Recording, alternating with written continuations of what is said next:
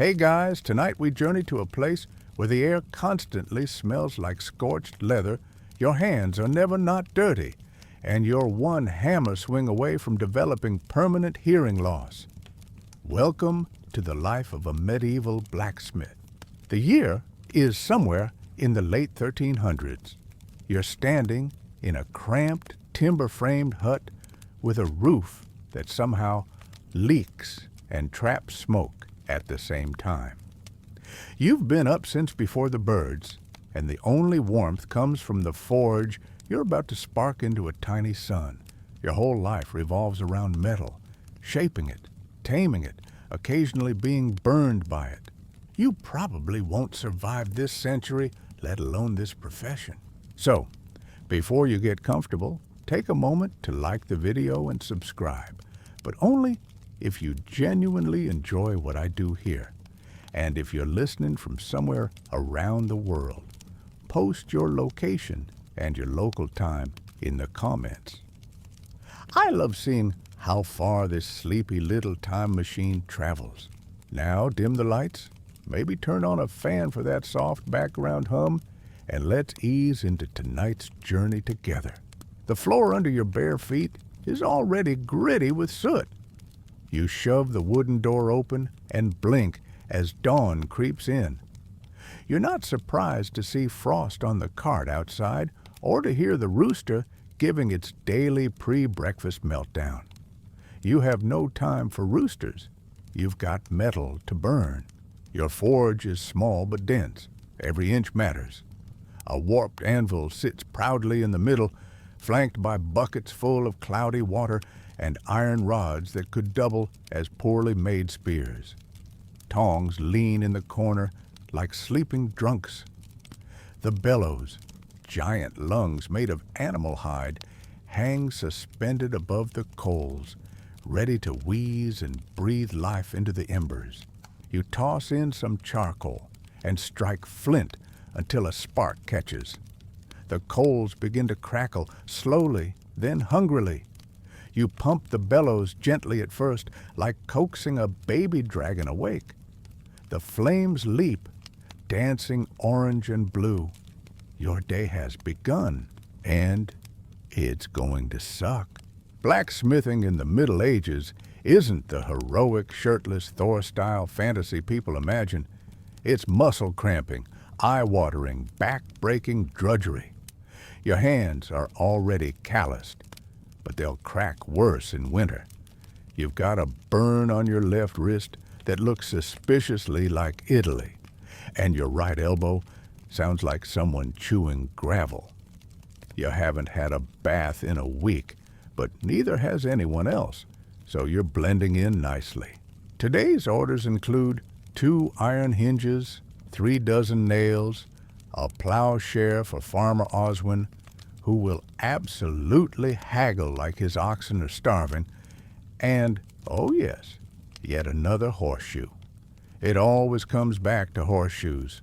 You start with nails. They're dull work, but you can shape one in under a minute now. Cut, heat, hammer, cool, repeat. They pile up like blackened teeth.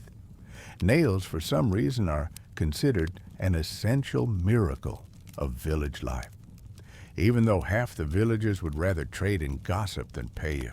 Historians still argue whether medieval blacksmiths were considered respected craftsmen or just glorified grunts. Some say your role put you near the top of the peasant food chain. Others argue you were only respected until someone's scythe broke mid-harvest, and then it was your head on the metaphorical chopping block. Either way, you rarely left the forge, and when you did, it was usually to deliver something heavy or chase down someone who hadn't paid you. As the forge glows hotter, the entire hut becomes an oven. You wipe sweat from your brow with your sleeve and immediately regret it. Your sleeve is mostly iron dust and soot. Now you got a black streak across your forehead that will make you look like a medieval raccoon until bath day, which is next month. The rhythm of your work is soothing if you don't think too hard. The steady hiss of hot metal plunging into water, the clang of hammer against anvil ringing like a church bell for only your ears, the occasional swear when you drop a rod on your foot. Did we mention the shoes? You're not wearing any. At best, you got leather soles tied on with string, and since arch support hasn't been invented yet, your arches have collapsed in protest. By late morning, your shoulders ache, your thumb is numb, and your breakfast, 2 pieces of rye bread and a hunk of onion, has worn off. A neighbor drops by to request a padlock for his grain store, and you try not to roll your eyes. A padlock? In this economy? But you nod, add it to the mental list, and offer him a half-smile that says, "Sure, I'll make it. But if you pay me in turnips again, I'll scream." Outside, the village is alive with clatter and chatter. Children chase chickens, a cart rolls by carrying what smells like fermented cabbage, and someone is loudly arguing about a goat. Inside your forge, though, it's just you and the fire never stops asking for more. As you bend over the flames, face glowing red in the reflected heat, you wonder, briefly, why no one ever talks about blacksmith knees. Your knees are screaming, and there's no one to complain to, except the tongs. You reach for a red-hot rod with your oldest pair. They slip. The rod tumbles toward your foot. By instinct, you jump back. It lands harmlessly on the floor, but your heart keeps thudding like a drum solo. Just another reminder that your job wants to kill you, slowly, artistically.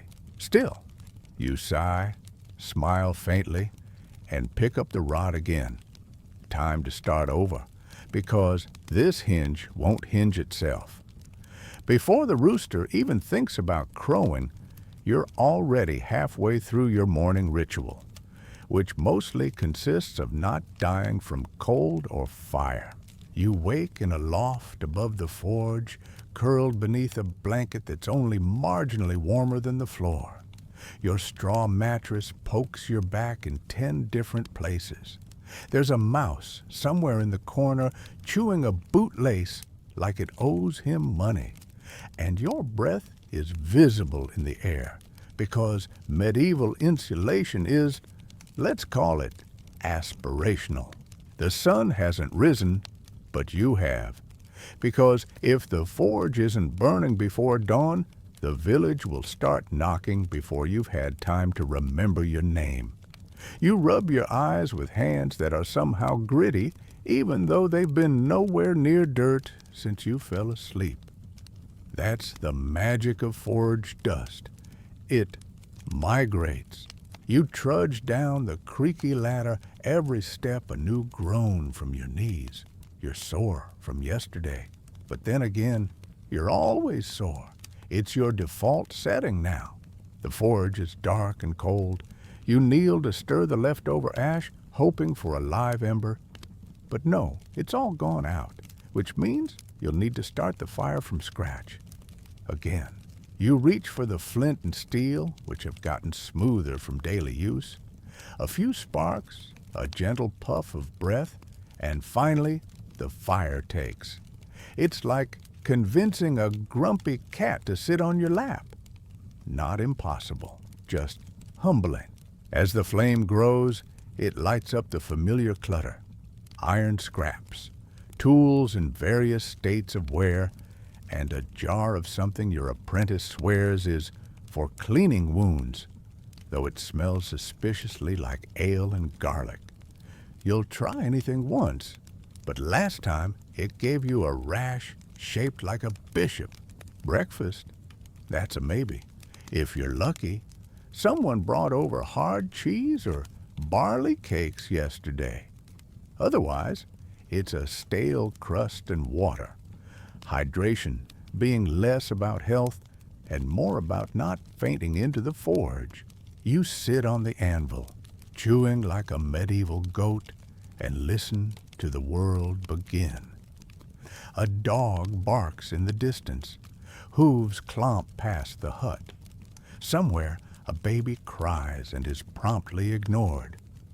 The rhythms of a town waking up, none of them as brutal as yours. You stretch your arms overhead, which produces more crunches than a handful of dried beans. Your back sounds like it's narrating its own story, possibly a tragedy. Historians still argue whether medieval blacksmiths were part of the middle class before the concept even existed. Some claim you had upward mobility. Your skills were essential. Your customers came from all walks of life. Others argue you were little more than an overworked servant, constantly flirting with bankruptcy, back problems, and third-degree burns. The truth is probably somewhere in the middle. You were respected, but not too respected. Important, but not rich. Indispensable, but replaceable. A real confidence booster, that one. You throw more charcoal into the hearth and start the bellows. The flames rise. Time to prep for the day's orders and maybe sneak in a personal project or two, if you can keep your neighbors from wandering in with urgent requests that absolutely could have waited. A woman knocks softly and peers in. She's holding the broken metal handle of a chamber pot and says her husband broke it in a moment of urgency. You try not to imagine how. You just nod and take it, adding it to the growing pile of bizarre repairs you'll pretend not to think too hard about. Then comes the village elder's boy, who's lost yet another buckle from his saddle strap. "Must have fallen off when I was jumping that log," he says proudly, despite the fact he was likely trotting gently through a turnip field. You smile thinly because sarcasm doesn't sharpen metal. Back to the forge. You start heating iron bars, judging their temperature not by any fancy gauge, but by the color of their glow. Dull red, cherry red, orange, yellow, white. You don't need thermometers when your eyes and skin do the job, for better or worse. As you hammer the first piece, the familiar rhythm begins. Lift, strike, turn, strike again. Sparks fly. You squint instinctively. It's like blacksmith ballet, but with less grace and more permanent hearing loss. And always your mind drifts, not because you're bored, though you kind of are, but because repetition opens a window. You think about what's for supper, whether it'll rain, and if the mouse upstairs will eat your other boot. You wonder if the blister on your thumb is turning into something biblical. Maybe not leprosy, but perhaps its milder cousin, burn hand rot. You also wonder if your apprentice will show up today. You've had 3 this year. 1 quit, 1 ran off to join a monastery. He claimed he felt called, but mostly just hated the smell. And 1 simply vanished, though you heard rumors he joined a traveling puppet show. Honestly, good for him. Apprenticeship for a blacksmith isn't glamorous. It's hauling coal, fetching water, stoking fires, and grinding tools until your knuckles scream. You were an apprentice once, and you still have the wrist scar to prove it. The bell in the village square tolls, faint and lopsided, like it's just as tired as you are. That's your cue, mid-morning. Time to reheat the first batch and start shaping nails. Again, you glance at the bucket of half-finished pieces and sigh. They won't hammer themselves, and you can't eat until they're done. Not that there's much food waiting. A neighbor swings by with gossip. Apparently, the baker is being fined for shortchanging flour again. You nod absently while adjusting your tongs, thinking about how unfair it is that his mistakes get him fined, but your mistakes get someone's gate falling off its hinges back to work. You swing the hammer. Sparks arc through the smoky air. Your arms ache already, but the fire's still hot, the coal's still hungry, and the day has barely begun.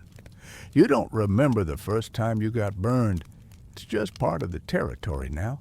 Your skin is a map of minor betrayals, blistered thumbs, singed arm hair, the permanent tan of someone who sunbathes exclusively in front of hellfire.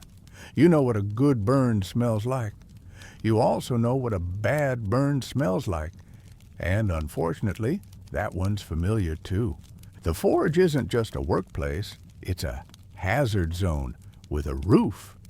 You operate in a blur of glowing metal, unpredictable sparks, and tools so heavy they might qualify as medieval workout equipment. It's not a matter of if something will go wrong, it's a matter of when. This morning, for example, you drop a glowing horseshoe. It lands on the floor inches from your foot, close enough to feel the heat radiate through your thin soles. You swear, under your breath of course, because old Agnes from the next hut says cursing invites demons. And honestly, your week doesn't need that. Your tongs, which you repaired last week with a makeshift rivet, decide today is the day to unrivet. Mid-lift, the iron bar slips and clatters to the ground. You flinch instinctively. That bar's still white hot, singing a soft hiss as it cools where it landed. You stare at it thinking, someday one of these will hit me in the teeth. Historians still argue whether medieval blacksmiths understood the long-term risks of exposure to smoke and metal fumes. Some say they did. There are records of Smith's lung and vague warnings about choking vapors. Others claim no one really made the connection between chronic coughing and daily inhalation of poison air. Either way, you know one thing. You cough more now than you did 5 years ago, and it's not the kind of cough that goes away. You take a step back to stretch your back and immediately trip over a pile of scrap iron you definitely meant to move 3 days ago. Your shin connects with a jagged edge. The pain is sharp, and you hop once, curse again, sorry Agnes, and mutter a note to self to finally sort the scrap pile. Of course you won't. You'll forget until the next time. The forge is a circus of minor injuries. Burns are the obvious one, but then there are the less glamorous issues. Splinters from cracked tool handles, tiny shards of flying slag that lodge in your clothing, or worse, your eye.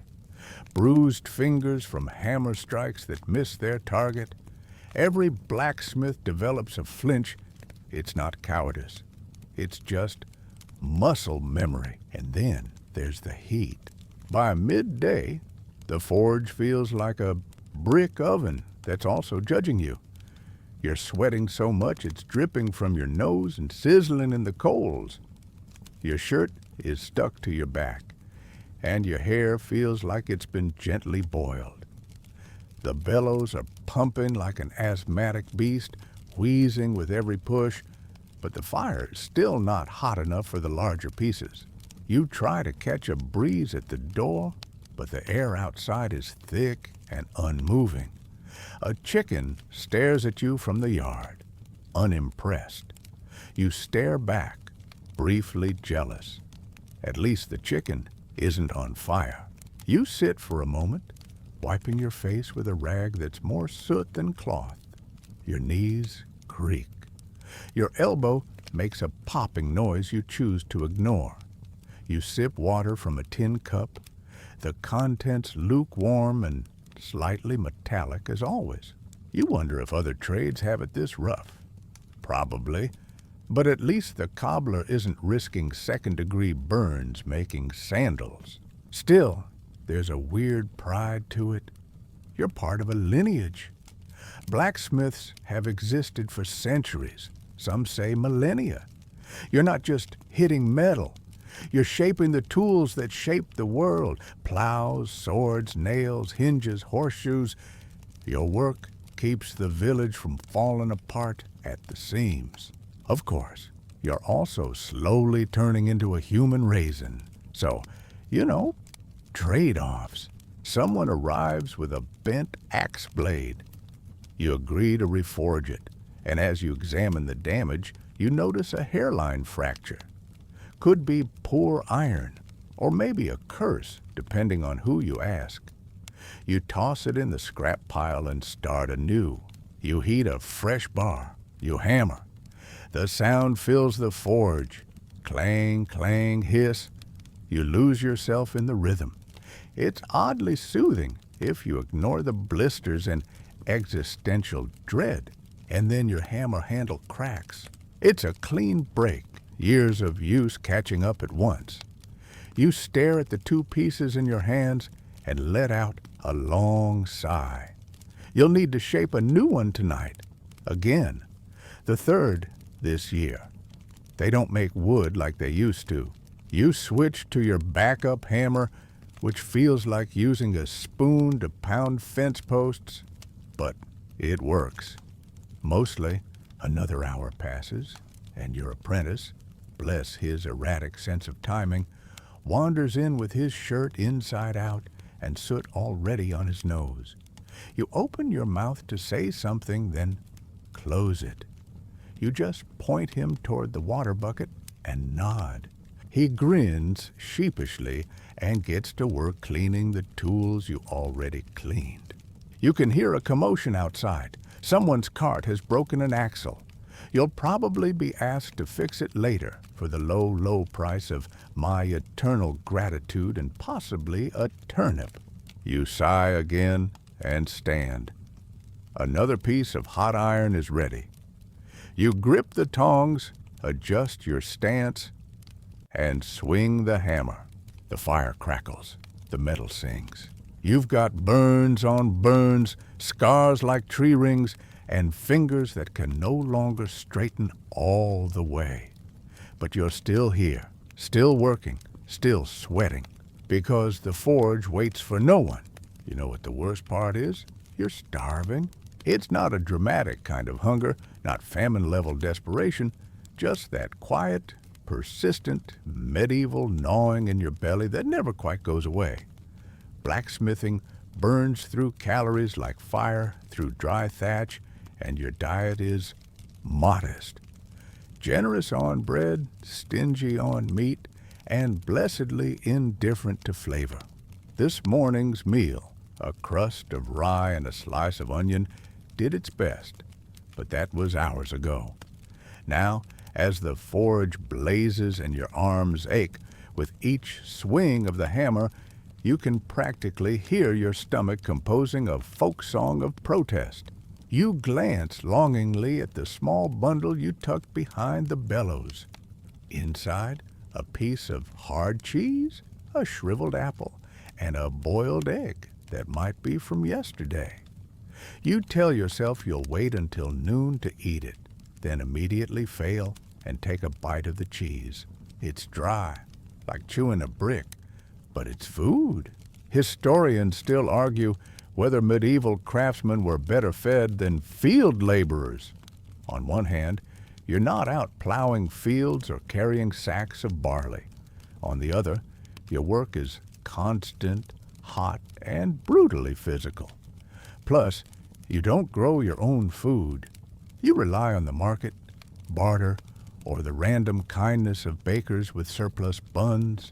Today's meal was courtesy of the potter's wife, who traded it for 4 iron hooks and a vague promise to sharpen her husband's trowel sometime this month. You suspect that's a net loss, but at least the egg wasn't raw this time. Lunch, if you can call it that, barely touches the sides, but it's enough to keep the hammer swinging, and that's what matters. Back to work. You've got a plowshare to shape, and this one's big.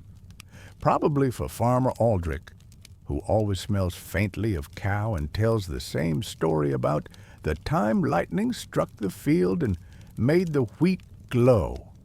You're still not sure if that actually happened or if he just fell asleep in the sun again.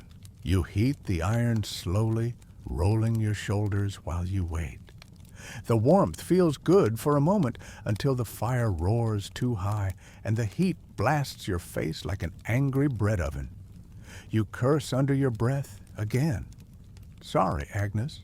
With the metal glowing yellow, you start hammering. Each strike feels heavier than the last. Your arms aren't just tired, they're leaden, trembling slightly with each movement. You think about pacing yourself, but laugh a little inside. Who has time for that? You're halfway through shaping the curve when a spark flies off the edge and lands directly on your upper arm. You yelp, more out of surprise than pain. You slap it away, but there's a tiny black mark already forming on your tunic. You sniff. Yup, wool, slightly singed. Add it to the collection. There's an open debate about whether blacksmiths wore special protective clothing. Some say padded aprons and leather sleeves were common. Others suggest most smiths worked in whatever they had, layering old tunics with a shrug that said, "Hope this doesn't catch fire." You lean toward the latter theory, mostly because you've seen your neighbor Ulrich forge bare-armed in a sleeveless sackcloth shirt. He says it keeps him cool. He also has scars like a tiger, so you're not sure that's a win. You stop to stretch again, joints popping like twigs. Your fingers are tingling, a sign you're either gripping the hammer too tight or possibly developing nerve damage. Who can say? You take a sip from your water bucket, gag slightly, and remember you meant to clean it last week. Too late now. Iron-flavored hydration it is. There's movement at the door. Your apprentice returns, late again, with a piece of flatbread he swears is fresh. You raise an eyebrow. It bends like leather. You thank him anyway and put it aside for emergency chewing. He gets to work fanning the forge, eyes half-lidded, clearly bored. You don't blame him. His job is to stoke fires, sweep ash, and occasionally hand you the wrong tool at the worst possible moment, like now. You ask for the narrow tongs. He hands you the poker. You stare at him. He stares back, unbothered. You take the poker, quietly. He's new. You'll break him in, or he'll flee to the monastery like the last one. You finish the plowshare and set it to cool. The hiss of red-hot iron and water is one of your favorite sounds, equal part satisfaction and minor threat. You smile faintly and wipe your brow again. Someone outside is yelling. You hear the words sheep and fence and something about that blasted hole. You wait for the knock. Sure enough, moments later, a boy appears. His father needs 2 new hinges for the pasture gate. Today, if possible, he says, with the desperation of someone whose sheep are currently exploring unauthorized real estate. You nod. Of course you nod. You always nod. That's the blacksmith's curse, saying yes to everyone because if you don't, they'll just go to the other guy in the next village and then complain when his hinges bend like boiled noodles. You start the new batch. More heating, more hammering, more smoke, more hunger despite the cheese. The forge, loyal as always, roars around you. You're damp with sweat, speckled with ash, and wondering if you're going to lose that toenail that turned black last week. Probably. But the plowshare is done. The new hinges are cooling. You're still upright. And that's enough for today's halfway mark. Some people get excited about new shoes. You? You get excited about new tongs. You run your fingers over the bent iron handles of your current pair, once faithful, now rebellious. They've lost their grip, literally, and you're one dropped billet away from a toe-related tragedy. So today, in the rare and sacred pocket of unscheduled time, you're making a new set. The forge is still hot. Of course it is. It's always hot. And you're using scrap iron that's only slightly rusted. You heat the first rod until it glows like a sunset and start shaping the jaws. The rhythm is hypnotic. Hammer. Rotate. Strike. Pause. Adjust. Your apprentice watches, wide-eyed, like you're summoning lightning. How do you know when it's ready? He asks, because he hasn't yet developed the sixth sense all blacksmiths need. Fire intuition. You shrug. When it stops fighting you, you say. A vague answer, but not untrue. Historians still argue whether blacksmiths had formal training or mostly learned by doing. Guild records suggest both. In larger towns, formal apprenticeships were codified, with years of service and strict milestones. But out here, in your smoke-stained corner of the countryside, you learn by trial, error, and occasional fire-related regret. If you still have both eyebrows, you're ahead of schedule. You show the apprentice how to twist the handle stock. He fumbles it, nearly drops the metal into the slack tub, and jumps back like it bit him. You nod approvingly.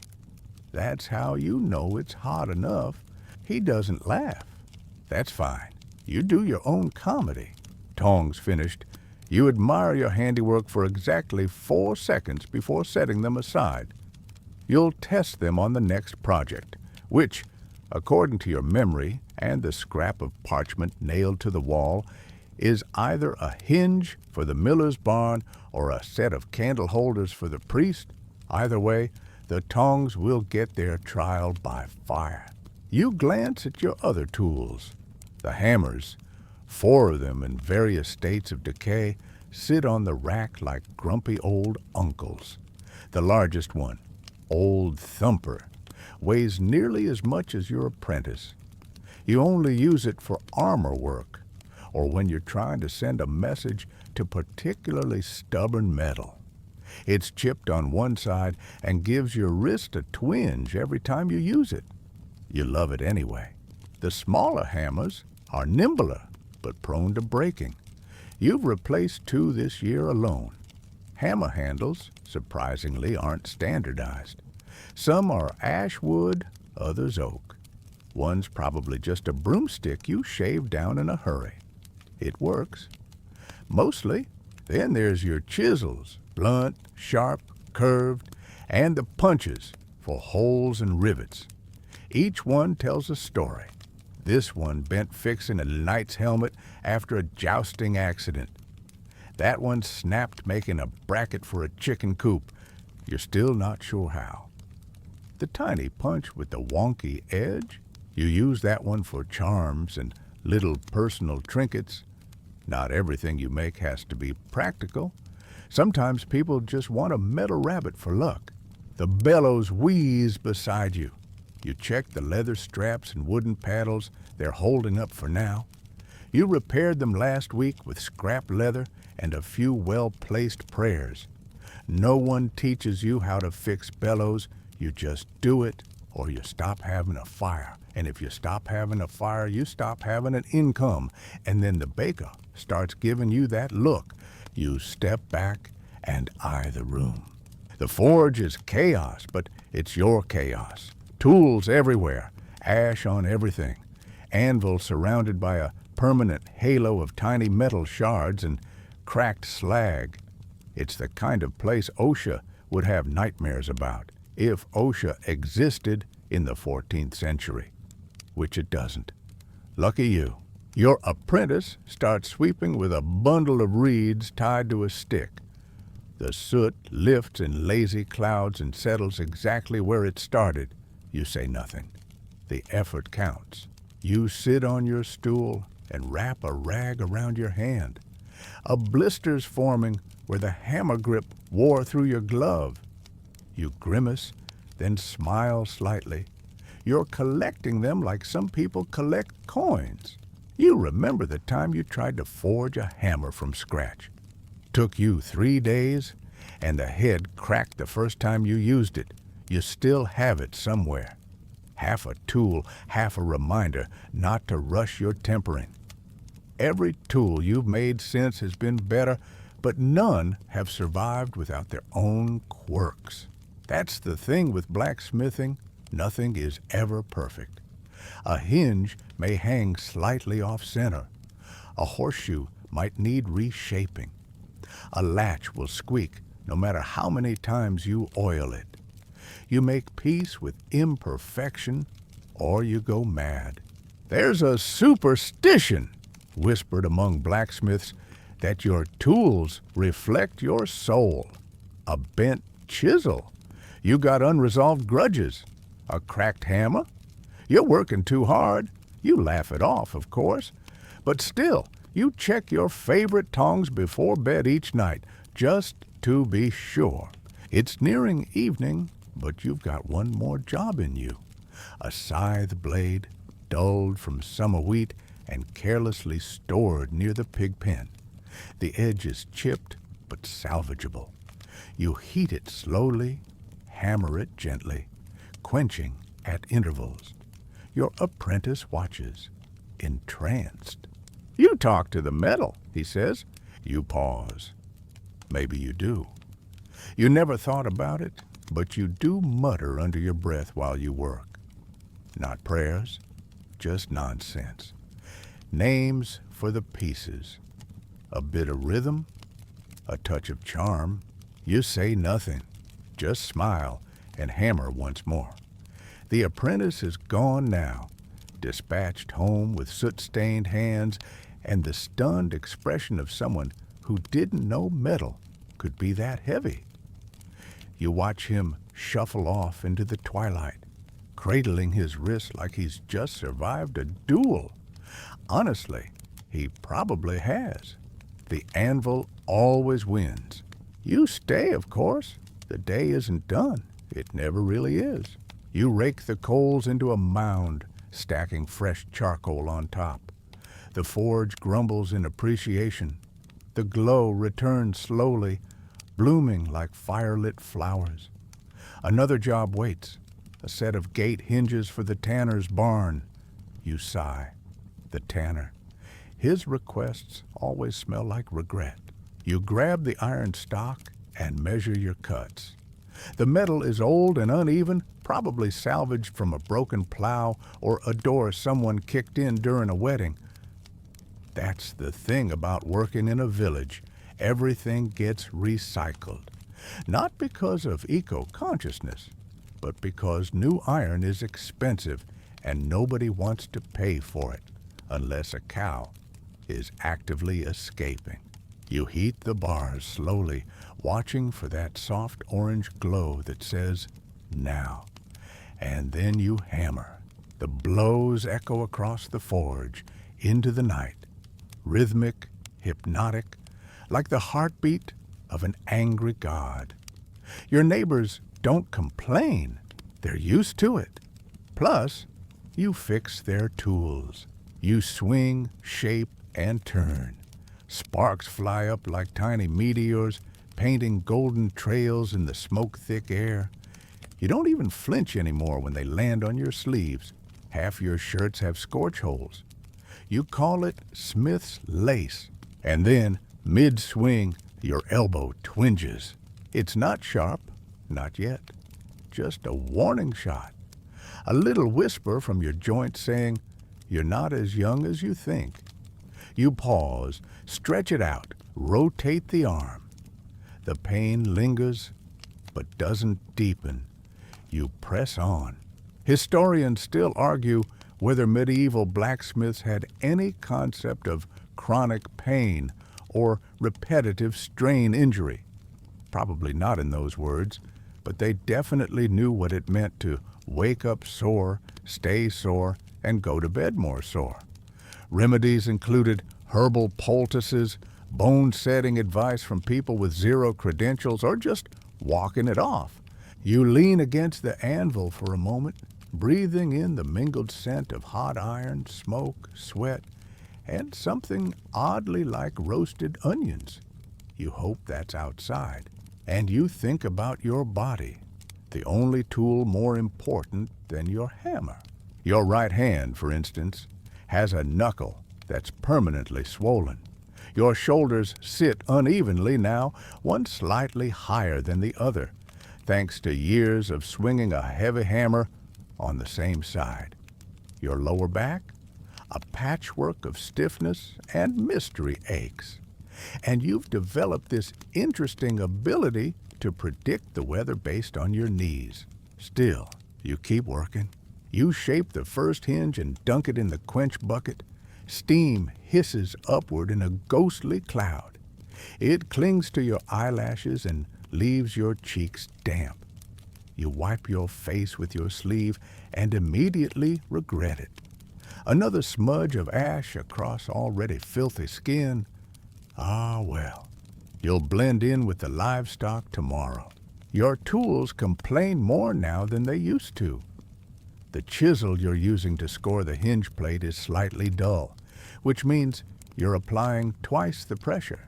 Your fingers go numb briefly, then tingle back to life. You think about taking a day off. Not today, obviously. Maybe not this week, but someday. You imagine sleeping in until the sun is high, eating something not wrapped in cloth or scraped from a wheel, and maybe, just maybe, spending an afternoon without fire in your face. Of course, you know better. Days off are rare. The village needs you. When a plow breaks, who fixes it? You. When a gate won't latch, who repairs the hinge? You. When someone wants a decorative horseshoe because they're superstitious about fertility rituals, you guessed it, you. You're the village's necessary beast of burden, useful, sturdy, occasionally loud. But you're not just working for them. You're working for you because there's pride in this. The gate holds because of your hinge. The armor shines because of your polish. The bell tower rings because your tools made it so. You hear the outer door creak. A customer, maybe? No, just the wind. You check your stockpile anyway, a few rods left, enough for a couple of nails or a latch, maybe tomorrow. You sit for a moment on your low stool. Your hips protest. Your neck crackles when you turn it. You know that crackle. You've named it Gerald. You flex your fingers. They don't straighten all the way anymore. There's a bump on your middle knuckle that wasn't there last year. Probably arthritis. Or, as your neighbor puts it, the cold in your bones. He offers you nettle tea for it sometimes. You drink it out of politeness, not belief. And still, you hammer, because this is your place. The forge is messy and dangerous and smells like a burnt dragon, but it's yours. You've built every shelf, shaped every tool, patched every roof leak. Poorly, but still, a particularly large spark jumps and lands on your forearm. You mutter a soft curse and brush it off. It leaves a red mark. You add it to the growing constellation of tiny personal star maps scattered across your skin.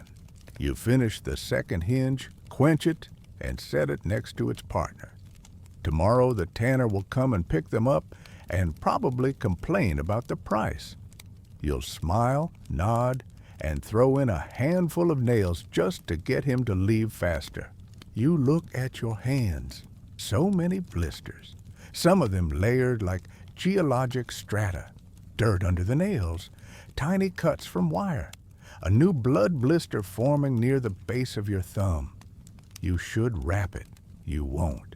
You stretch again, bones clunking like a dropped tool chest, and begin to bank the fire. It's late, but not too late. just enough time to polish that new set of tongs. You wake up the next morning and immediately wish you hadn't. Your hands feel like they've been squeezed in a vise overnight. Your spine is a Jenga tower missing 3 crucial pieces. And there's a tender patch on your left shoulder that throbs with every breath. You blink crust from your eyes, stretch your legs, and hear a pop so loud it scares a nearby pigeon off the roof. The forge waits, of course, like it always does. You hobble down the ladder, every joint protesting like it's auditioning for a tragic ballad. You reach for a cup of yesterday's water, swish it around to check for floating soot, then sip it anyway. Breakfast is a wedge of something bread-like and a chunk of salted radish. You don't question it. You've eaten worse. Once, during a supply shortage, you were 70% sure you gnawed on boiled shoe leather.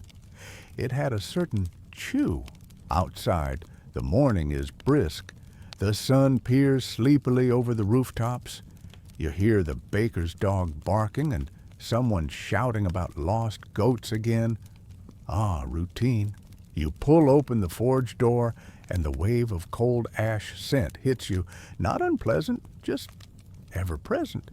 Your lungs are used to it now, probably too used to it. You stir the coals, pump the bellows, and feel the fire begin to breathe again. It crackles to life like a grumpy old man. You nod. That's about how you feel too. Today's work, finishing a set of buckles, mending a cracked cooking pot, sharpening shears, and, lucky you, fixing a horseshoe. Again. Let's talk about horseshoes. Everyone thinks they're simple, bent metal, nailed to hooves. But making a proper one, that's a mix of geometry, patience, and sheer stubborn will. Horseshoeing is the blacksmith's least glamorous job and also one of the most common. You select a flat iron strip, heat it to a glowing orange, and begin the bends. You've done this hundreds of times, but the metal always tries to surprise you, warping here, thinning there, just to keep you humble. You hold it against a wooden form carved to mimic a horse's hoof. The curve is wrong. Back into the fire, heat, hammer, cool again, repeat until the metal obeys. Historians still argue whether medieval horseshoeing was more an art or a science. Some blacksmiths specialized in farriery, treating hoof problems and custom-fitting shoes. Others, like you, just try to keep the local horses from limping into your workshop like hungover barmaids. You're not a vet, but you've seen more horse hooves than you care to count, and you've developed opinions. Strong ones. For instance, hooves are disgusting. They smell bad, shed unpredictably, and sometimes arrive attached to a horse that would rather kick you into next Tuesday. One particularly memorable gelding once sneezed directly into your face while you were mid-nail. That was the day you nearly quit.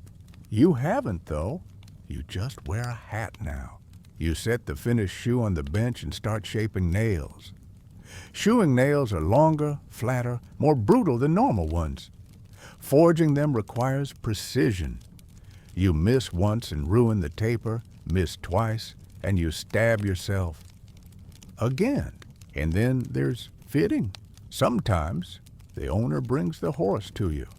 More often, you trudge out to their barn with a bag of tools, bending over in muddy straw, while the horse shifts nervously and the farmer tries to help by talking loudly to it, as if that's ever worked. You've learned to work fast. Quick nail, tap, tap, twist, repeat. If you're lucky, the horse holds still. If you're not, you get a hoof to the shin. You've lost count of how many times you've limped home, cursing noble beasts. You glance down at your own boots, sturdy leather, cracked, toe curled slightly from years of impact. You made them yourself, of course. with enough reinforcement to survive minor equine rage. You wiggle your toes, still attached. So far, so good. Back in the forge, you move on to the cracked pot. It's copper, soft, stubborn, and liable to warp under heat. You patch it with a riveted iron strip, not elegant, but functional. And that's your signature move. Then it's on to the shears. They're dull, rusted, and probably older than you. You sharpen the edges on your grindstone, which squeals in protest. A few sparks dance off the wheel and kiss your sleeve. You ignore them. You've been burned so often, it barely registers. At this point, it's like catching rain, annoying, but not worth mentioning unless it gets dramatic. Speaking of dramatic, your thumb is now throbbing. That blister from yesterday, it popped. You grimace and wrap it with a strip of linen from your toolbox. No time to clean it properly. Maybe later. Maybe never. You sit on your stool for a moment, watching the fire sway in its stone cradle. You realize you've been breathing shallowly, holding tension in your shoulders. You try to exhale fully, stretch your neck, realign something that's been off since spring. It doesn't work. Your spine clicks like a latch being forced. You reach for your water cup again. It's warm now, has a bit of forge grit floating in it. You drink it anyway. Grit builds character. The sun is climbing. The bell in the square rings. Noon. You haven't stopped since dawn. You finally grab that sad half loaf of bread and a wrinkled fig someone left on your bench yesterday. You chew slowly, thoughtfully, like someone who knows this is all the sustenance he's getting today, unless someone shows up with a surprise turnip. You lean back, shoulders pressed to the forge wall, bread still in hand, and sigh. Half the day down, half to go, and still more horseshoes, always more horseshoes. If you've ever wondered what passes for a holiday when you're a medieval blacksmith, the answer is you don't get holidays. You get pauses. A holiday technically might mean a church feast day. In theory, you're not supposed to work. In practice, the tanner's cart axle broke on St. Eligius Day last year, and guess who had to fix it before the pigs got loose? That's right. You, covered in axle grease, muttering apologies to the patron saint of metalworkers while tightening bolts with a spanner that predates reliable calendars. But today is what passes for a break, a heat wave. The forge is unbearable. The coals fight you, burning too hot, too fast. Your tools are too hot to hold. Even the bellows seem exhausted, wheezing half-heartedly like an old dog trying to nap. The walls of your hut radiate heat. Your clothes cling like wet parchment. You step outside, hoping for a breeze, and are immediately slapped in the face by air that feels like dragon breath. You squint at the sky. The sun is practically screaming. So, you do something radical. You take a break. You find a shady spot under the eaves, plop down on an upturned bucket, and let yourself go momentarily limp. The sweat continues. You don't fight it. You simply melt. The street is eerily quiet. The livestock are hiding. The baker's closed.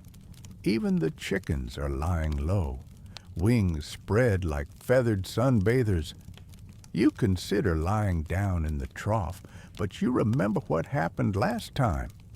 Someone tossed a bucket of rinse water on you, thinking you were a lump of laundry. You lean your head back against the timber wall and close your eyes for a moment. A very small breeze finally shows up, tepid and faint, like someone whispering air from a distance. You savor it anyway. Historians still argue whether medieval craftsmen worked through all seasons or took deliberate time off during extreme weather? The answer probably depended on location and desperation. In wealthy towns with strong guilds, some smiths might have had enforced rest. In rural hamlets like yours, though, rest usually meant illness, injury, or weather so punishing that even the village priest gave up and lay in the shade. You take the opportunity to check your hands. The blister is weeping again. You pick at the edge, decide that's a bad idea, then cover it with a square of waxed linen. You're not sure it's helping, but it makes you feel slightly more in control of your own biology.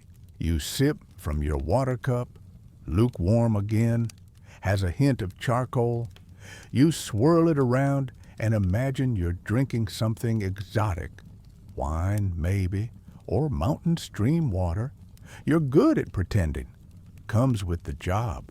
Eventually, someone finds you. A boy, maybe 10 years old, barefoot and dust-caked, approaches with the solemn air of someone delivering royal news. "My mum says the cooking spit broke," he says. "She needs it mended before the goose roasts." You look at him, you look at the sun, you look at the sweat soaking through your shirt. Then you look at the boy again. "Tell her it'll be fixed in an hour," you say. You rise slowly, like dough that's lost its will to rise. Back inside the forge, the air is heavier than before. The fire has half died. You coax it back with the bellows, each pump more exhausting than the last. The sweat immediately returns. So does the ache in your arms. You find the broken spit. It's in the corner, bent and scorched, probably overloaded. You straighten it with brute force, then reheat and hammer out the warped sections. Your shirt sticks to your ribs. Your thighs feel like boiled mutton. Outside, the bell in the square rings. You've lost track of time. Could be mid-afternoon. Could be next Thursday. The light coming through the cracks in the walls has turned gold. That means something, right? You hand the fixed spit to the boy when he returns. He smiles. "She said thank you," he offers, then bolts off before you can ask if she sent payment. Probably not. Maybe she'll bring goose bones later. You can boil them for broth. You collapse back on your stool and stare at your hands. They're red, not sunburnt, just burned enough to count. You flex your fingers. The joints creak like the church pews. You wonder briefly what it would be like to spend a whole day sitting in one of those, listening to sermons about humility, sin, and the occasional miracle. Actually, you do believe in miracles. You forge them sometimes. There's the time you reforged a snapped blade with such clean symmetry it looked new. The time you mended a shattered door hinge and it held through a storm that tore half the roof off. And the time you made a dozen identical nails. Identical. Which no one noticed, of course. But you knew. You glanced toward the door. Still hot outside, but the worst of it seems to be fading. The air feels less like soup. You let out a long breath and stand again. Your legs protest, your knees crack, but you don't fall over. That's a victory. You grab a scrap piece of iron and start shaping a new hook, just for yourself this time, for your bench, to hold the hammer you always misplace. Because even in a heat wave, even when you're melting, even when the air is a punishment, you can't help but make something. It's what you do. You don't particularly like dealing with nights. They arrive covered in road dust and dried arrogance, clanking into your forge like armored thunderstorms. Their horses stamp and snort outside while they rattle off demands in that clipped, noble tone that somehow manages to insult you without using any actual insults. Today, it's Sir Aldebrand. You hear him before you see him. Metal boots thudding on the path, his spurs jangling, the distinct clang of someone who insists on wearing full armor to a shoe repair. He doesn't knock. "Blacksmith," he announces, stepping inside with all the grace of a falling cauldron. "My pauldron is jammed. I need it fixed before I ride to Riven March by this afternoon." You wipe your hands on your apron and resist the urge to say, "Ah, of course, my liege. I'll cancel my peasant obligations for the day." Instead, you gesture for him to sit, which he does, on your tool chest, of course. You sigh. The man's made entirely of bad decisions and polished steel. The pauldron is indeed jammed, the hinge rusted, and the rivets pulled loose. You examine it, while Sir Aldebrand describes in great detail how he took a hard hit during a duel with Sir Grimoald, and didn't flinch, of course. You nod, biting back the reminder that most duels are more about posture than pain. Repairing knightly armor is a whole category of blacksmithing misery. The pieces are complex, heavy, and usually so custom-fitted that one wrong bend turns it into a tin corset. You've done this before. Reshaped helmets, repinned breastplates, replaced greaves that somehow got kicked by a mule. And yet, no matter how good the repair, they never seem impressed. You begin by heating a rivet pin. The hinge must be removed, cleaned, and reforged. It's tricky work, and you need the apprentice to hold the piece steady while you hammer. Of course, he's off delivering nails to the mill, naturally. So you clamp it awkwardly in your vise and work slowly, humming a little under your breath. Not a song, just noise to stay focused. Historians still debate whether medieval blacksmiths were also armorers, or if that was a more elite specialty. In big cities, sure, dedicated armorers had workshops the size of barns and apprentices stacked like firewood. But out here, you do what needs doing. Horseshoes 1 hour, holy relic mounts the next, then someone's overly dramatic shoulder plate. As you pry the pieces apart, you notice the hinge is bent. Not from impact. This was a design flaw. You mutter something about rich men and their fragile toys. Sir Aldebrand, to his credit, sits in silence for once. Probably because you're holding part of his expensive armor in tongs like it's a misbehaving fish.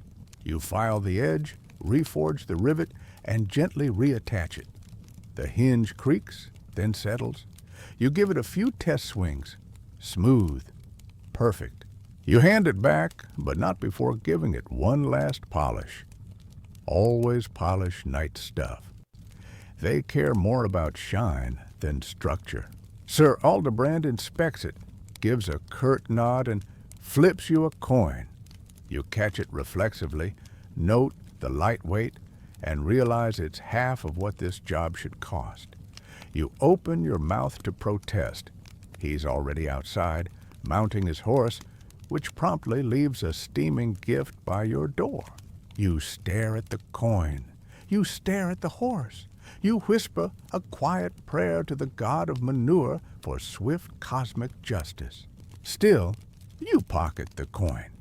You'll trade it at the tavern for a loaf of bread and maybe, if the stars align, a cup of something warm that doesn't taste like metal. You clean up the armor scraps, rake the fire, and sit back for a moment. Nights are difficult, but their gear is a strange joy to fix. Armor has stories, dents from battle, scratches from branches, burn marks where some fool stood too close to a brazier. You've seen it all. You remember one time, a different knight, Sir Thorn, much kinder, if more prone to poetic rambling, brought in a shield with a literal bite mark on it. "Bear," he'd said, like that was normal. "You'd repaired it, yes, but you also carved a tiny bear on the inside lip of the shield. Just for fun. He never noticed. You glance at the anvil. It's scarred from years of armor repairs, blade smithing experiments, and one unfortunate incident involving a flaming curtain. But it's still sturdy, like you. Your apprentice returns, breathless, arms full of carrots someone used to pay for a previous job. You nod, take one, and chomp it without a word. "Was that a knight?" he asks, pointing at the receding figure on horseback. You nod again. "He left a tip," you say dryly, holding up the half-weight coin. And something else on the doorstep. He peers outside. "Oh," he says, wrinkling his nose. "Knights are the worst." You smile. "Not all of them, just most." Back to work. You've got nails to shape and a rake head that's split along the spine. You dunk the last bit of armor in water just for the hiss. It's satisfying, like a tiny dragon exhaling its final breath. The shop smells like iron and triumph. You roll your shoulders. The pain's still there, but manageable. You survived another night, another story, another scar. And tomorrow, if rumor's true, a noblewoman wants a custom door knocker shaped like a lion. That'll be fun, unless she brings a horse.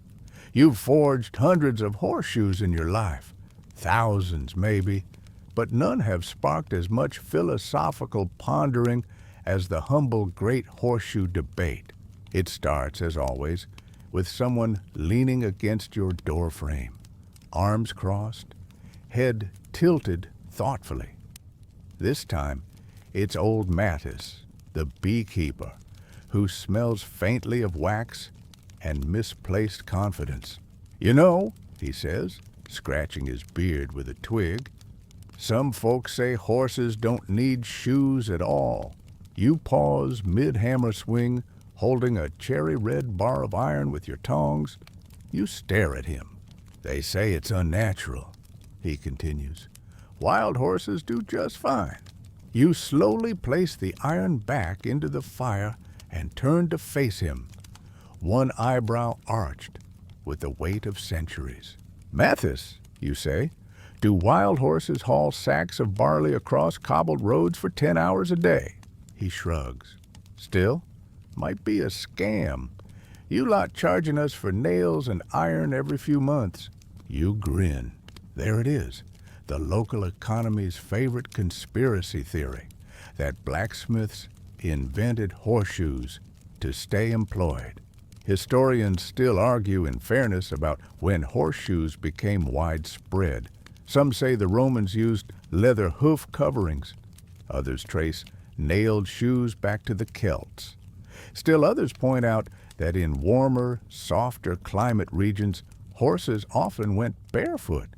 But here, in your muddy, rock-strewn, freeze-thawed part of the world, bare hooves last about as long as a gossip-free morning.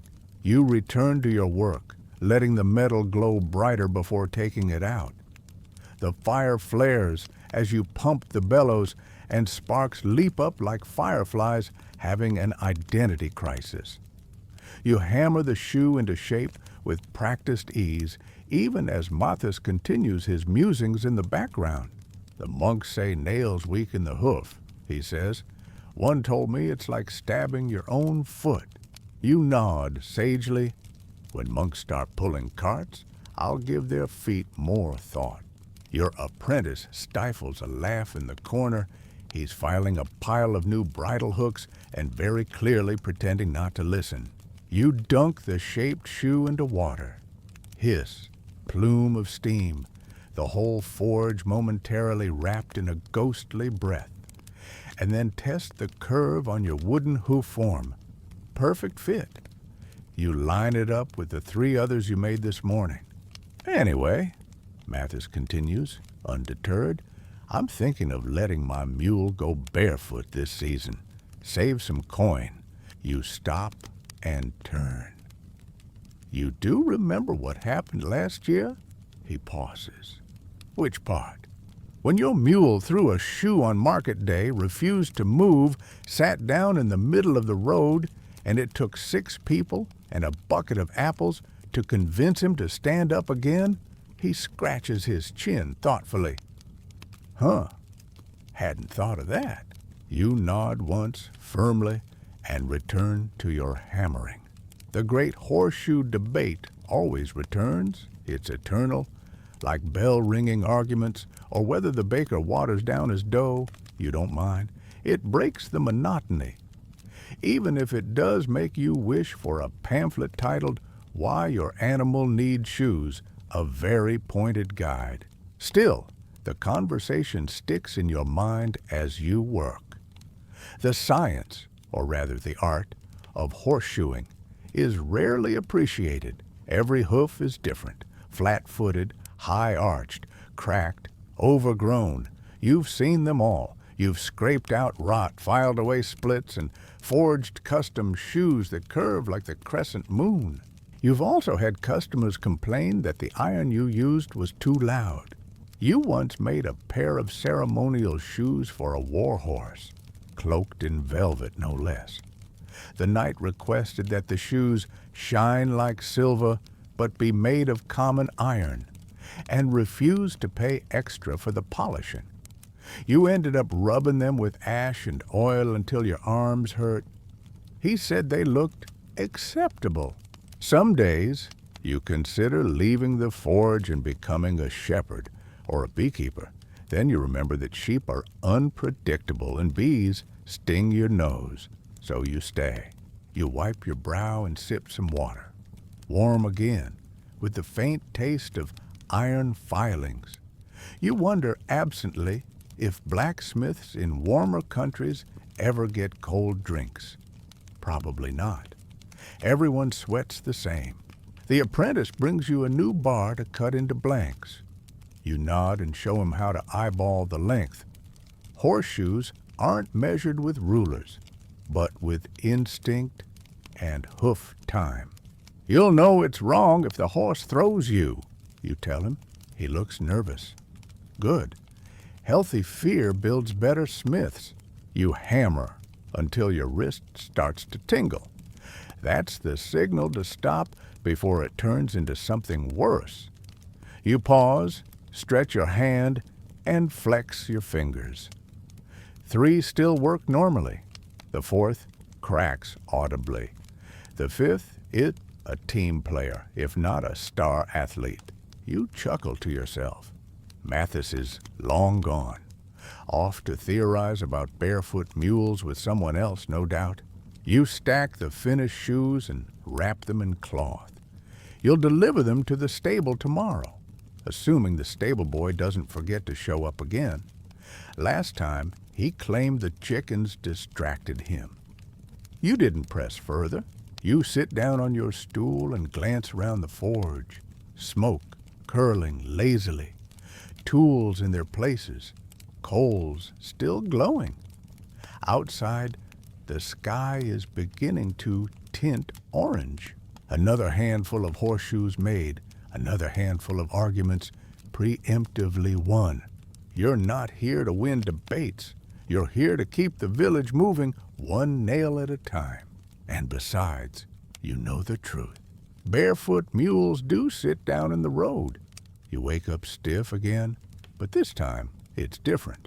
Not just soreness, the usual dull drumbeat behind your joints. No, today your hands feel heavy, like someone swapped your fingers out for metal rods. You flex them. Slow, achy. One knuckle doesn't want to play along. Probably the same one that took a hammer to the side of a nail yesterday. You rise carefully, easing yourself down the ladder, step by reluctant step. It's chilly this morning, the air damp, creeping into your bones like an unwelcome guest. The kind of weather that makes your joints throb before your feet even touch the ground. Your knees pop, your back protests. You wonder, not for the first time, how much longer your body can do this. You build the fire, wincing a little as you haul the coal bucket. You try not to think about it. Just breathe, stoke, pump the bellows, and let the fire do what it always does. Pretend you're still 30, or 40, or even 50 if you're being generous. Truth is, you're not sure how old you are. You stopped counting a few years ago. The village priest once joked that you're like the anvil, always there, always the same shape, always a little louder than necessary. You're flattered and slightly insulted. Today's work is light, mercifully. Just a few nails, a horseshoe touch-up, and some rivets for the cooper's new barrels. The heavy orders were picked up yesterday. You pace yourself. Not because you want to, but because you have to. You hammer slowly. The tongs feel clumsy in your grip. The handle is too thick, or maybe your hand is swollen. You keep dropping things. It's maddening.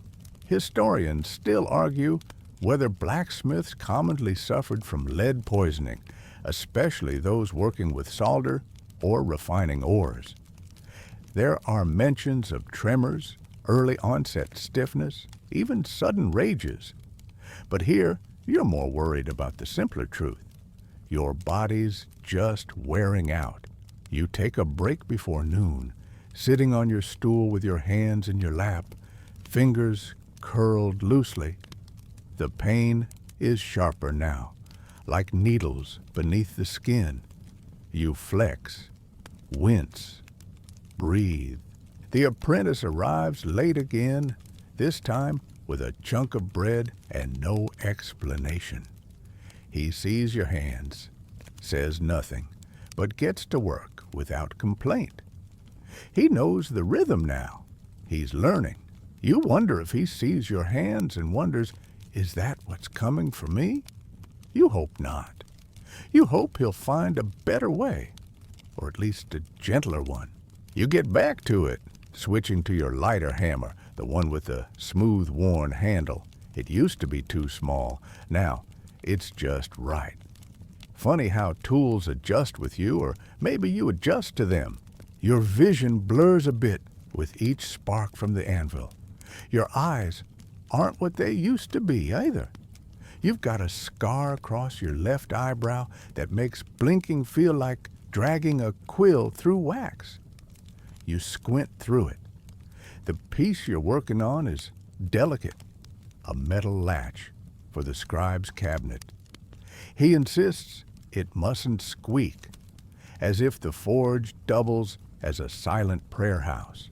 You do your best, file it smooth, recheck the hinge, oil it gently with the greasy rag you keep in a jar for exactly this sort of petty miracle. Mid-afternoon, the pain in your wrist spikes. You drop the tongs. They clatter to the floor. You bend to pick them up and feel a jab of fire run down your spine. You stop halfway and just sit back on the floor. That's a new one. You laugh softly. It echoes in the forge. Your apprentice appears at the doorway, eyes wide. You all right? Just checking for dropped thoughts, you say. He doesn't get the joke. That's all right. You do. He helps you up awkwardly, his arm under yours. You feel small for a moment, lighter than you used to be, but not in a good way. You sit back on the stool and wrap your wrist in a strip of cloth. It doesn't help, but it gives your apprentice something to do. He watches you work the bellows with your left hand. You nod toward the tongs. You try it, you say. He does. Carefully, like it might explode, he fumbles the first grip, the second. Then he gets it. You guide his hands with your voice, showing him how to turn the piece, when to strike, where to stop. This is how you learned, through blisters and frustration and gentle corrections between blows. You feel the pain start to settle into background noise again. Not gone, just folded into you. The forge blazes, the tools are warm, the hammer swings, though not by your hand this time. You watch the apprentice work. You hear the familiar clang, slightly offbeat, but steady. You sit back. Your bones ache, your hands throb, your shoulders crack like logs in the fire. But for now, you rest. Let someone else shape the iron for a while.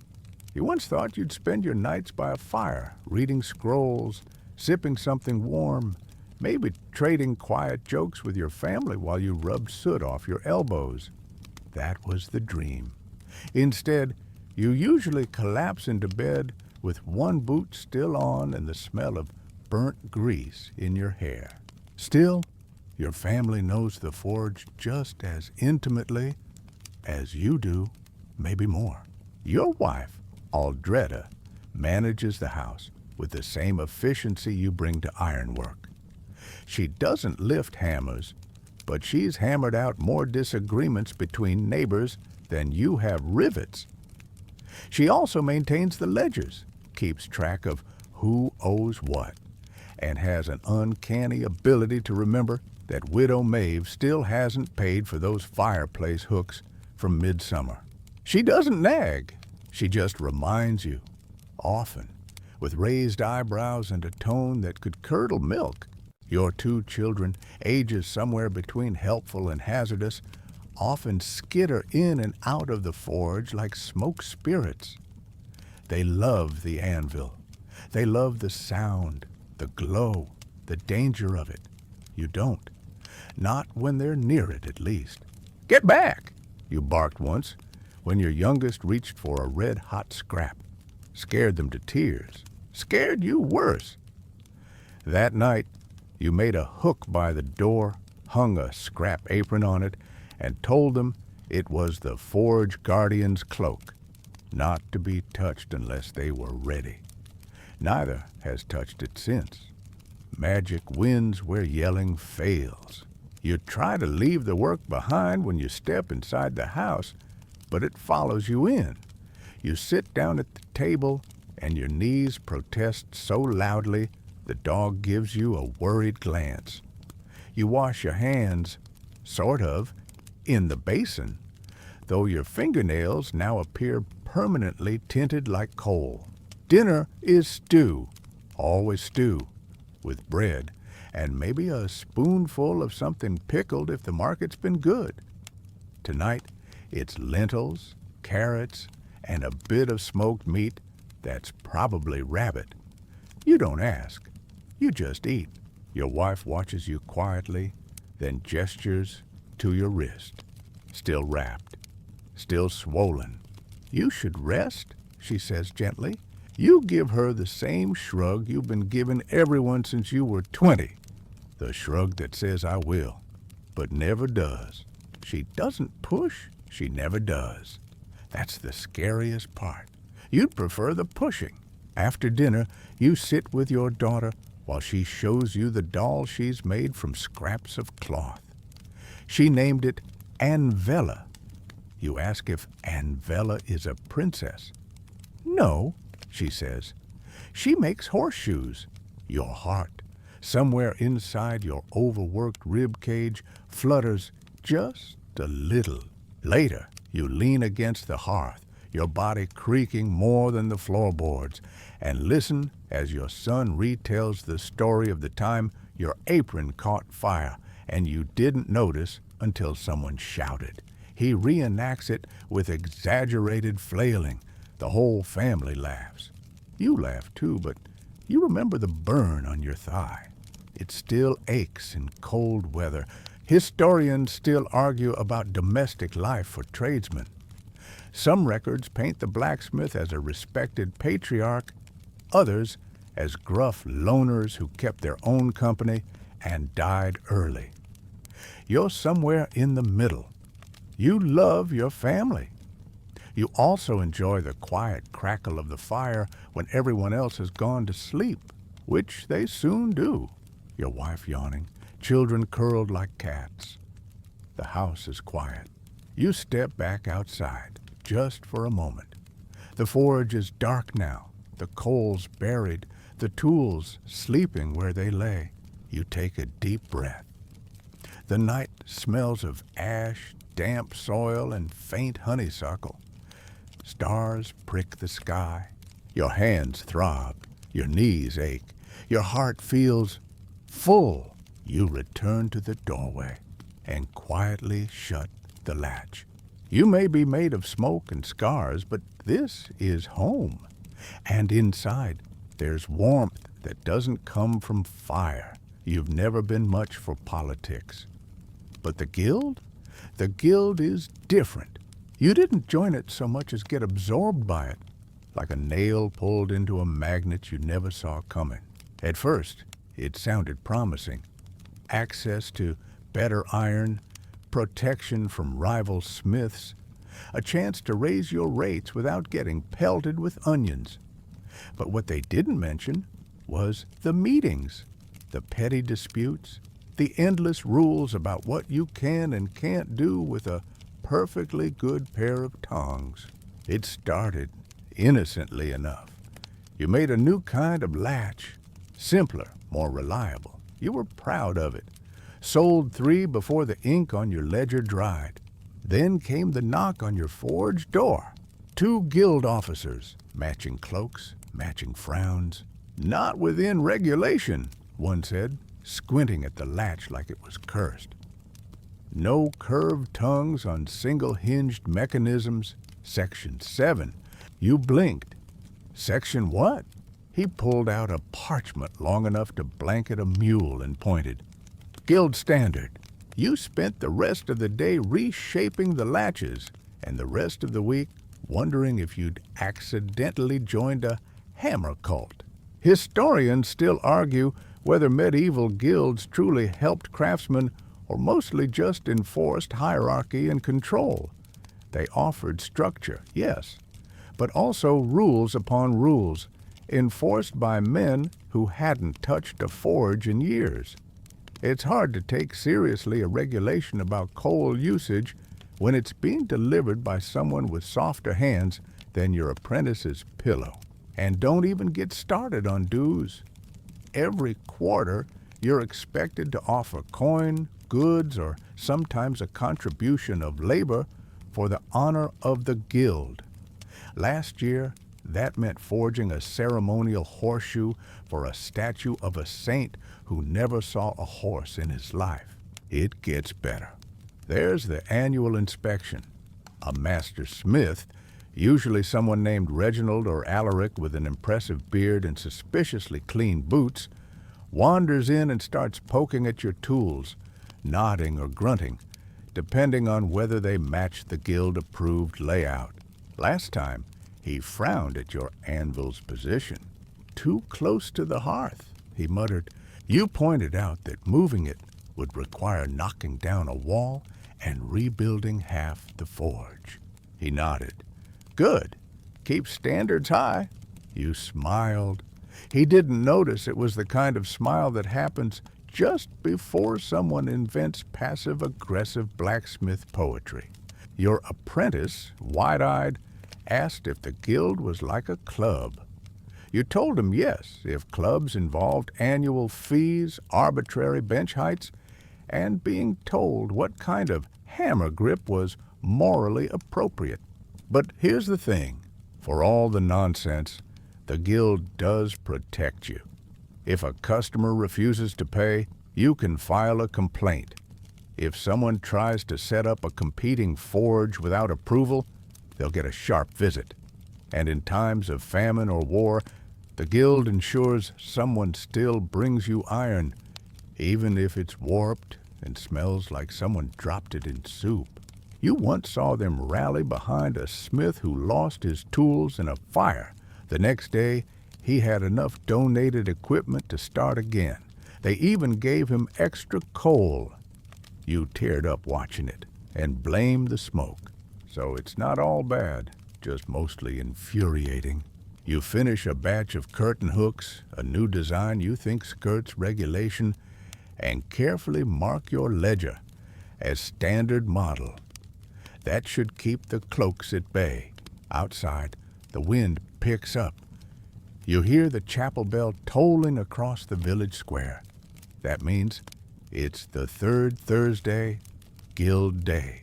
You sigh. You toss your apprentice a warning look. If anyone with a wax seal asks about the rivets I sold to the cooper, you didn't see anything. He nods solemnly, like you've just knighted him into some secret order of ironmongers. You wipe your hands and close up shop early. The meeting will be held in the guild hall, a low timbered building with creaky benches and the stale smell of old parchment and old cheese. You'll sit through a speech about quotas. Someone will argue about the width of nail heads. Someone else will ask about the festival booth. There will be a lot of sighing. And tomorrow, you'll be back in the forge, slightly more regulated, slightly more tired, and no closer to understanding why one man thinks hinges should always face east. You shake your head, grab your cloak, and prepare for the ritual of bureaucracy. Because as much as the guild drives you mad, it's still part of the job. And around here, that means everything. There's something oddly ceremonial about forging for the church. It's not like working for the baker or the tanner. When the village priest arrives at your forge, robes fluttering like overcooked cabbage leaves, he doesn't come asking for nails or barrel hoops. No, he wants candle stands, reliquary locks, incense holders, maybe even a bell chain that sounds holier. And it always starts with the same phrase. The Lord has need of your craft, which is code for, you probably won't get paid, but consider your soul slightly more fireproof for the effort. Today's request? A wrought iron frame for a stained glass panel, supposedly imported from a far-off monastery. It depicts St. Dunstan, the priest says proudly. Patron of blacksmiths, of course. You don't remind him that St. Dunstan once, allegedly, pinched the devil's nose with blacksmith tongs. You also don't mention that Dunstan probably had apprentices who didn't disappear during the middle of a nail-counting task. Instead, you nod and sketch a few rough designs. The priest points to one. That's divine, he says, as if heaven itself just blessed your chalk drawing. You smile and get to work, hiding your irritation under a layer of saintly patience. Working on church commissions always feels like walking a tightrope. You're expected to be reverent, accurate, and precise, but also fast and unpaid. You forge a decorative leaf for the frame and shape its curls so delicately they could be mistaken for pastry. The priest watches closely. It mustn't look too worldly, he murmurs. You consider asking what that even means in the context of iron, but instead you nod and file a small cross into the end. He beams. Holy enough now. Historians still argue how involved medieval blacksmiths were in religious life. Some were devout, forging crosses and church bells with tears in their eyes. Others were more practical, showing up to Mass only when bribed with beer or threatened with social exile. You fall somewhere in between. You respect the church. You also know it has a curious habit of needing you more than paying you. There's a lingering superstition that blacksmiths have a foot in both worlds, the sacred and the strange. You're a metal shaper, a fire whisperer, a forger of things from the depths of the earth. Some villagers believe your skill borders on magic. A few call you Fire Brother. One, in a moment of excitement, asked if your hammer was blessed. You told her it was just heavy. Still, the air around the church work is different, quieter, more solemn. You find yourself choosing better iron, sanding the edges more carefully, making sure every curve is elegant. not because of payment, because people will see this. In the chapel, during services, during births, weddings, and burials. There's pride in that, and maybe, just a little, a whisper of fear. You don't want your work to offend heaven, or the priest, or that one woman who sits in the front pew and judges everything with her eyebrows. By afternoon, you're fitting the final pieces together. The frame clicks into place like it was always meant to hold the glass. You polish the corners with a rag, then hold it up. Light passes through the frame and the colored pane behind it, casting red and blue patches on the forge wall. It's beautiful. You hate how proud you are of it. Your apprentice leans in. Did you mean to make the scroll work look like vines? You didn't, but now you say you did. He nods, impressed. The priest returns, just as you're wrapping it in cloth. He peers at the finished piece, then claps his hands gently. Truly blessed craftsmanship, he says. You'll be remembered for this. You smile, half bow, and wait for the coin. None comes. Instead, he gives you a small wooden token with a cross carved into it. For your tithe ledger, he says, a donation in kind. You thank him, place it beside the other 6 you've been given over the years, and mentally downgrade your dinner plans from possible stew to definitely bread. After he leaves, you sit for a moment and rub your temples. Your hands ache again, your back is stiff, and your soul is mildly purified, apparently. Then the clouds gather outside. You feel the shift in pressure before the first thunder rolls. Rain is coming. You move to the door, glance at the sky. Gray, heavy, ripe. You smile.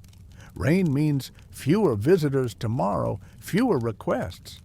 Maybe even a half day of quiet tinkering. Inside, the frame glows faintly from the forge light.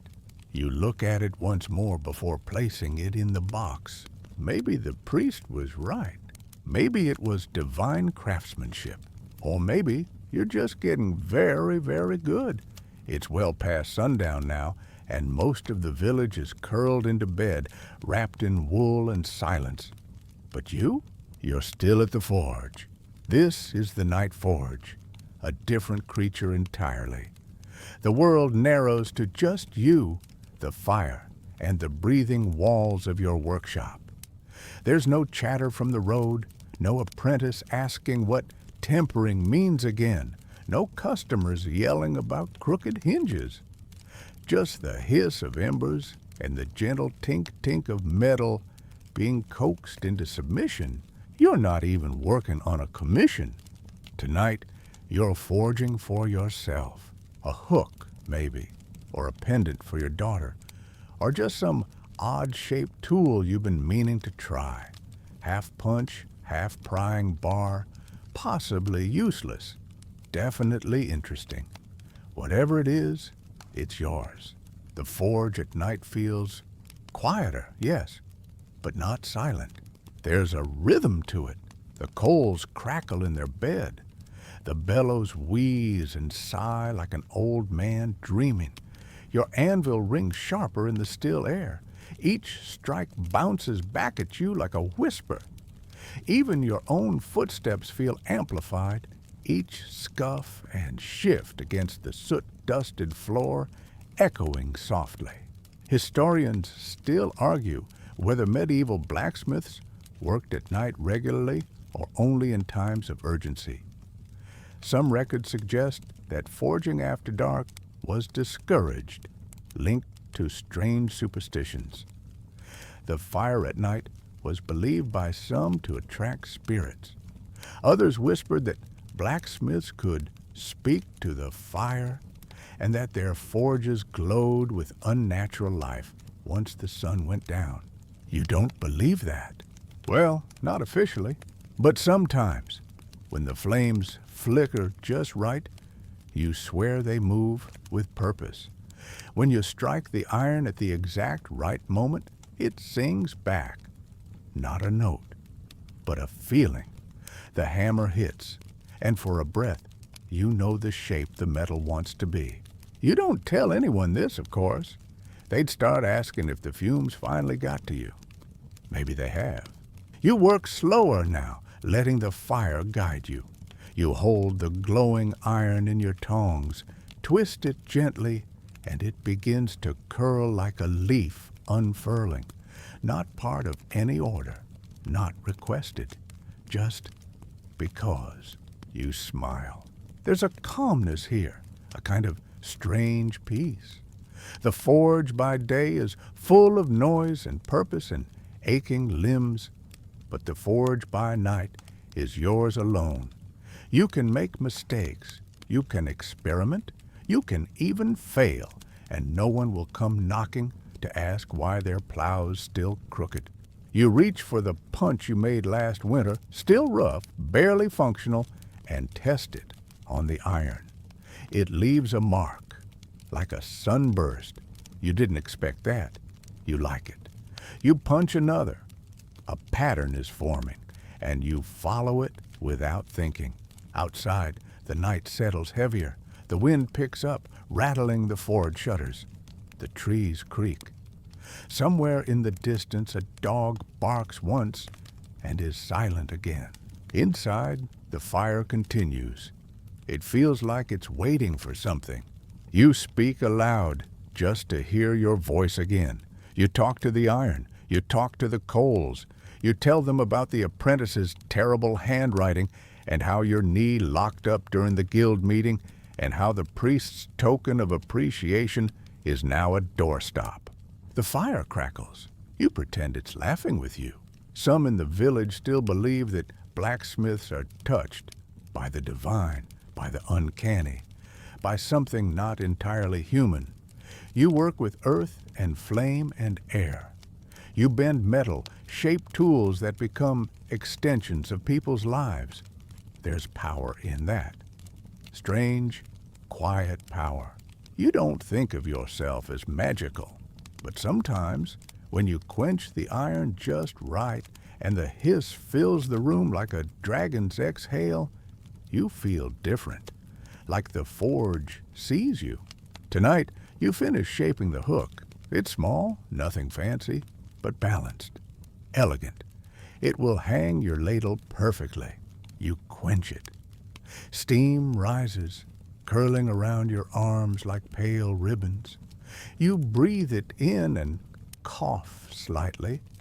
Probably not good for your lungs, but then, what is? You place the hook on the bench and sit. The forge is glowing softly. The fire doesn't need tending. The bellows are still. You listen. And in the hush, in the glowing coals and cooling iron, you almost think you hear it. Good work, the fire seems to say. You nod, not smiling now. Because you believe it. You never expect much from market day. You rise earlier than usual because packing your cart always takes longer than it should. You load the usual wares, horseshoes bundled in cloth, a box of nails, a dozen hinges, some iron cooking hooks, and one experimental trivet that nobody asked for, but you're weirdly proud of. You stack them carefully, tying them with fray and rope that you've meant to replace for 3 seasons. The cart creaks under the weight, but it holds for now. You rub your shoulder, already stiff, and mutter, "Don't start, not today." The road into town is bumpy, uneven, and full of surprises. You've patched this cart more than you've patched your roof. The wheels rattle like your knees on a cold morning. You walk beside it, hand on the shaft. Every step another jolt through your boots. By the time you arrive at the market square, your back is aching, your hands are raw from the rope, and you're sweating through your tunic. You breathe in the air, equal parts hay, sweat, pastry, and possibility. Then you find your usual spot, or rather, You try to. Someone's taken it. A traveling knife vendor from another village has set up there, complete with banners and a smug grin. You don't argue. You just find a new spot between the fishmonger and the woman who sells pickled turnips in decorative jars. The smell is challenging. You unload slowly, arranging your wares with care. You hang the hinges on a wooden frame, lay out the nails in tidy rows, stack the horseshoes in a fan shape that's supposed to suggest luck. Then you wait and wait. An hour passes. A few people stop by, pick things up, nod approvingly, and move on. One man inspects every single nail and then declares, "They're a bit bendy, aren't they?" before wandering off without buying anything. You briefly consider launching a hinge at the back of his head. Your apprentice arrives, late and chewing on something. He swallows and says, "Want me to shout about the hooks?" You nod. He does, loudly. It works about as well as whispering into a thunderstorm. Eventually, someone buys a pair of hinges. Then a farmer needs new cleats for his plow. Then a boy buys a single nail for a project, he says proudly. You give him two because he reminds you of yourself. But business is slow. You wander a bit, just to stretch your legs. The wool merchant is arguing with the cheese seller. A juggler drops 3 turnips in a row. A pig escapes a pen and gallops triumphantly down the cobbled street before someone tackles it into a barrel. You return to your cart just in time to see a dog lifting its leg on your nail box. You sigh. Historians still argue how essential blacksmiths were to local markets. Some say they were a cornerstone, needed, respected, busy.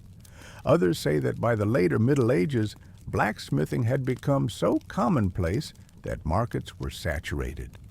Too many smiths, too few customers willing to pay full price. Either way, today's market proves one thing. Selling metal is less about skill and more about timing. Then the rain starts. Not heavy, just a drizzle, but persistent. You scramble to cover your wares with oiled cloth. The horseshoes you left out begin to glisten, which you try to convince yourself looks intentional. It does not. Customers disappear under awnings. Your apprentice is gone, probably following the pie smell. A woman stops briefly, points at your trivet and asks, "Is this a hat stand?" You pause. It can be. She buys it. Your single best sale of the day is to someone who has no idea what they bought. You pack up as the market thins. Everything's damp. You're hungry, tired, and about one hinge away from swearing off commerce altogether. Then, just as you're tying down the last bundle, someone taps your shoulder. It's the old miller. He holds out a box of scones. "For the tools last month," he says. "Never did thank you proper." You take them, surprised. He nods once and disappears into the misting rain. You stand there for a moment, holding a box of slightly squashed baked goods, watching the last few carts roll away. Your apprentice reappears holding a meat pie and covered in gravy. "Did we sell the hat thing?" he asks. You nod. He beams. "Told you it was a good idea." You shake your head and climb onto the cart bench. The wheels groan, the rope creaks, and your knees pop like kernels. You click your tongue. The cart lurches forward. The road home is quieter, wetter, but somehow lighter. You didn't sell much. You lost your usual spot. A dog peed on your inventory. But you made a boy smile, convinced someone to buy abstract sculpture, and got a box of gratitude in the form of mediocre pastries. Not bad for a bad day. The sun is low when you return to the village. More of a red smear behind the trees than a proper ball of fire now. Your cart creaks under what didn't sell. The horseshoes jangle. The hinges thump against one another with a rhythm that might be a song if you weren't too tired to care. You pull up beside the forge, which looks exactly as you left it. No one's broken in. No one's left a note. No mysterious knights demanding repairs on their enchanted gauntlets. Just the usual comfort: soot, smoke, silence. You unload slowly, muscle memory guiding your steps even as your arms complain. Every iron piece you stack back on the shelf feels like both a burden and a badge. Unsold, maybe, but solid, well made, honest. You settle onto your stool. Your bones do their now customary chorus of clicks and creaks. You're too sore to feel anything but gratitude for still being vertical. The apprentice walks in a few minutes later, smelling like meat pie and rain. "I've fed the dog that follows us," he says. "Use the crust I didn't want?" You nod. He's probably the most loyal customer we have. He chuckles and begins sweeping the forge, badly but with heart. You sit and watch. The fire's out for the night, the bellows still. Everything is still warm, though. The kind of lingering warmth that reminds you this place works because you do. And it hits you again. How essential this mess is. You don't just fix things. You hold the village together. Quietly, under layers of soot and sweat, you're the hinge that doesn't squeak, the clasp that doesn't snap, the wheel that doesn't wobble. You remember when the thatcher came to you with his broken ladder rung, or the baker needing a metal paddle extension when his old one splintered mid-loaf, or the midwife who once needed you to forge a birthing hook. You didn't ask questions. You just made it. Historians may debate your status, your influence, but the truth is simpler. Without you, doors don't open, carts don't roll, food doesn't cook, shoes don't fit. And if the forge ever went cold for good, the village would feel it within a week, probably sooner. That's the funny part. No one really notices a blacksmith when things work. But the moment something breaks, suddenly you're everyone's best friend. You never get used to it, not really, but you learn to accept it, even appreciate it. The apprentice trips over the slack tub and mutters a word that's not quite a curse. You glance at him, amused. He grins sheepishly. "I think I'm getting better," he says, with no small amount of pride. You nod. "You're less of a hazard than last week." He beams. You stretch, wincing. Your wrists ache. Your back is a full opera of complaints, and your fingers are so stiff you're not sure they'll ever uncurl. But your heart, it's lighter. Because, even if no one says it, even if your name's not carved into a fancy building or sung in drunken ballads, you matter. Not in a loud, flashy way, but in the dependable, utterly essential way. Your tools are an extension of you. Each hammer strike is a quiet signature, every twist of iron a promise kept. You've built the hidden skeleton of your world, one bracket, one nail, one plowshare at a time. And sure, it's a hard life, a grimy, thankless, punishing life, but it's yours. And when the wind howls through the village, and the shutters creak, and the hearths glow orange, you can sit in your forge, surrounded by the sparks and shadows of your own making, and know they couldn't do this without you. It begins with a cough. You're standing at the anvil, hammer raised, halfway through shaping a hinge pin, when it comes, dry and sharp, like your chest forgot how to breathe smoothly.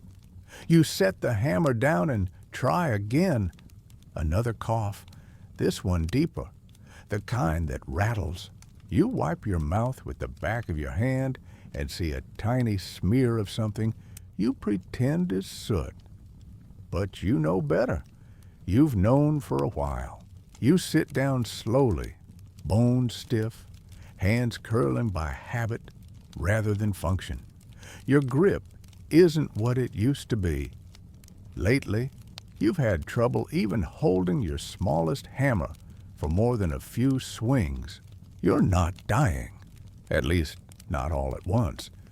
But something inside you is winding down, not broken, just used. You look around the forge. Everything here has aged with you. The walls are darker than they used to be. The bellows sag more. Even the anvil is rounded in places it once wasn't. And the tools, well, they've learned to match your rhythm.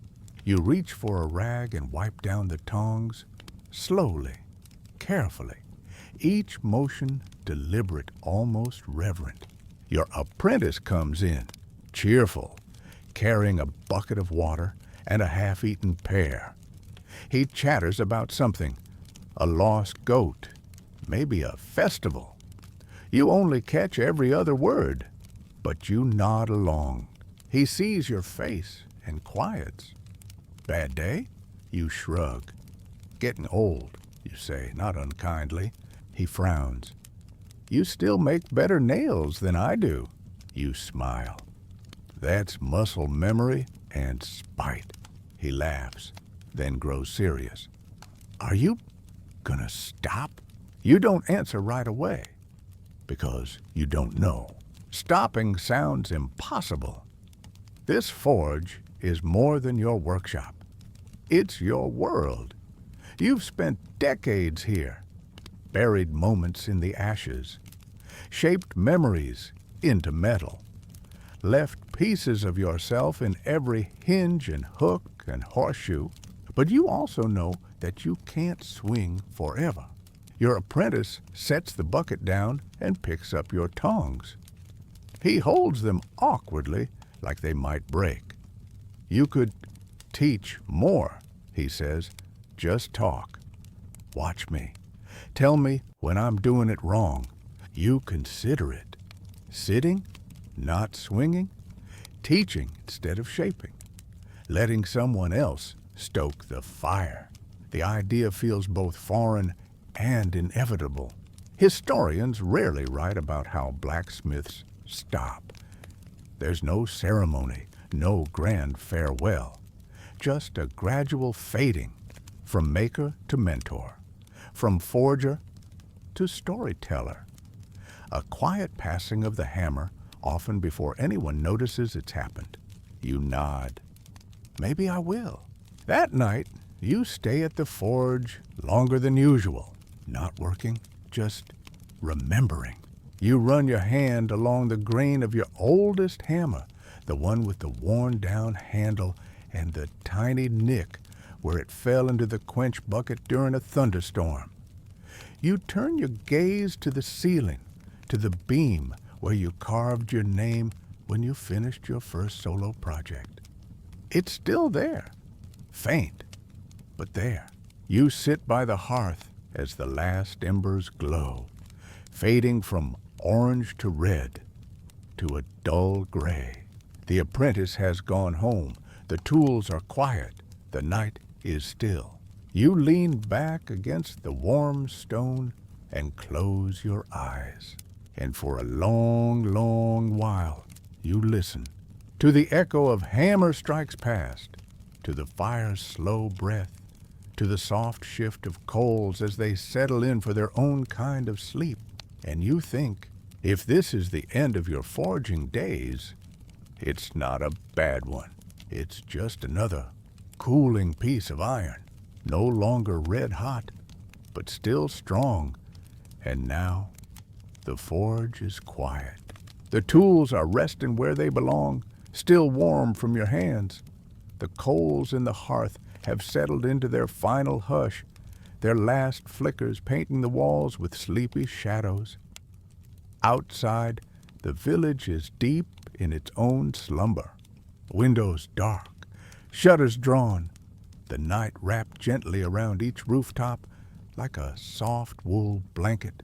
You sit back against the stones, your body finally still. No hammer to raise, no iron to shape.